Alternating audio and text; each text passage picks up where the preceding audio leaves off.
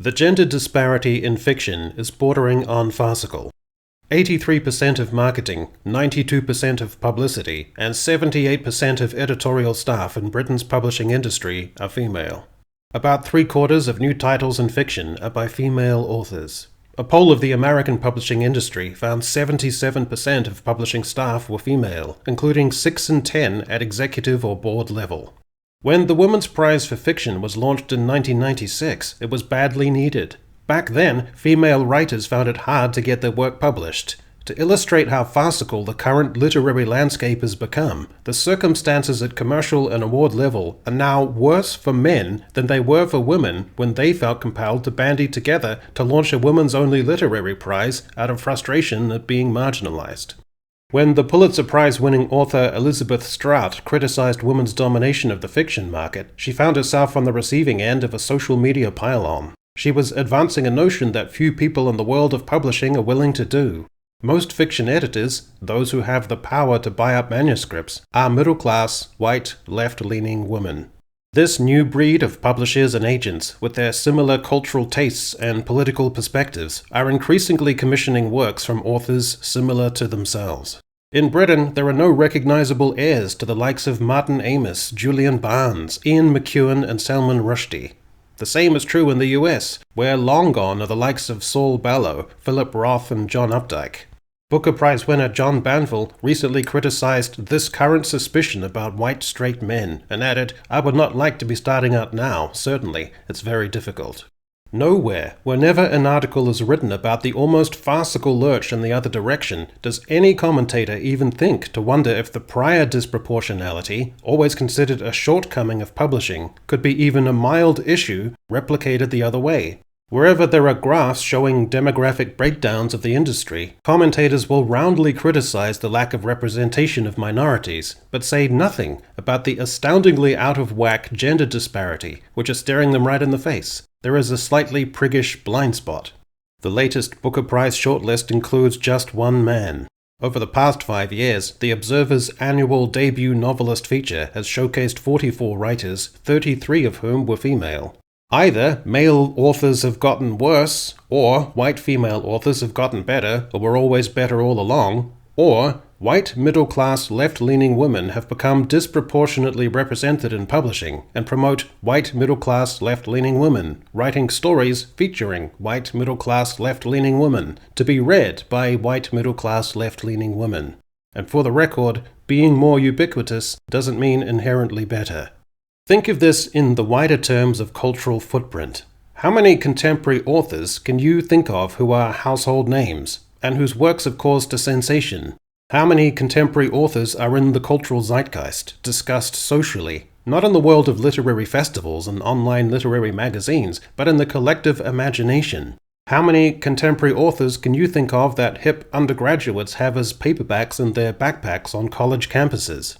How many contemporary authors can you remember having enough of a public profile and being compelling enough to be on late-night talk shows?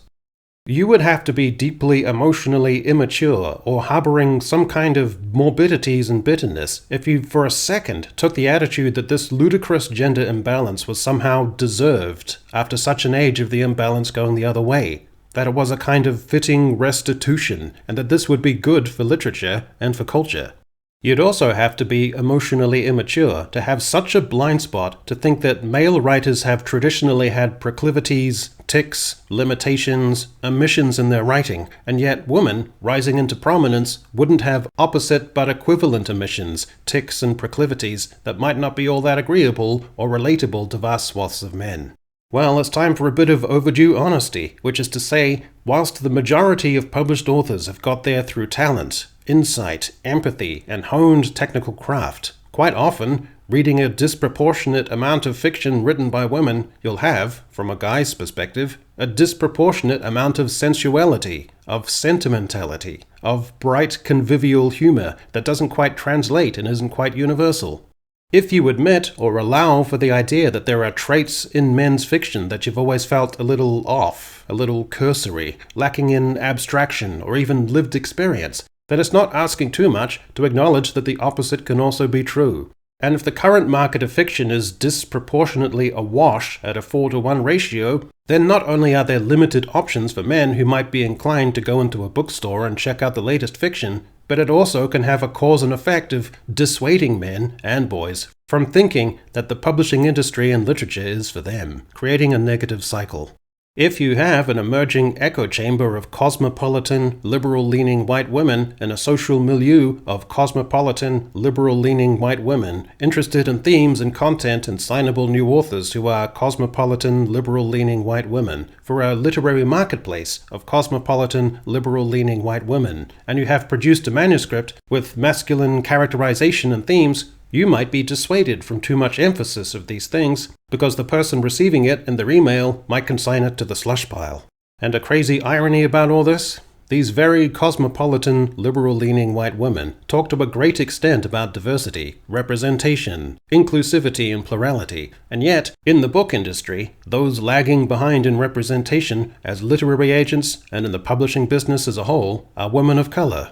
In their internal and industry surveys, the publishing industry laments this disproportionality and marginalization when they themselves have the agency to alter it, with, in the American publishing industry, 77% of publishing staff overall being female, including 6 in 10 at executive or board level, able to implement the very changes they tie knots in their handkerchief over.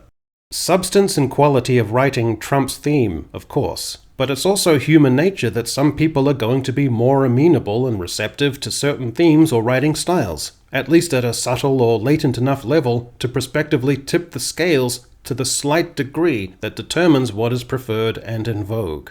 At school level, boys aren't shying away from these competitions entirely because their brains have been rewired for the shorter and sharper dopamine hits of playing video games. They're eschewing these competitions partly because they're lame, unreceptive to their preoccupations and interests.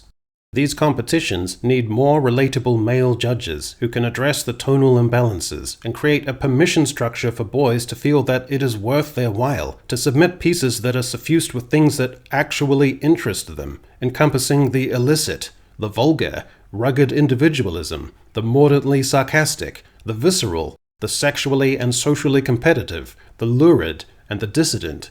At a half-conscious level, boys comprehend that, in a competitively viable sense, it is prohibitive to write about the things they would actually like to write about. So why bother?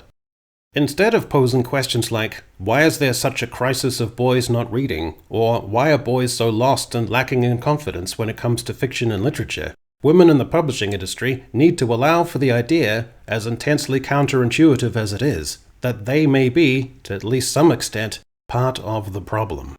For the BBC Young Writers Award, girls have won 8 times in the last decade.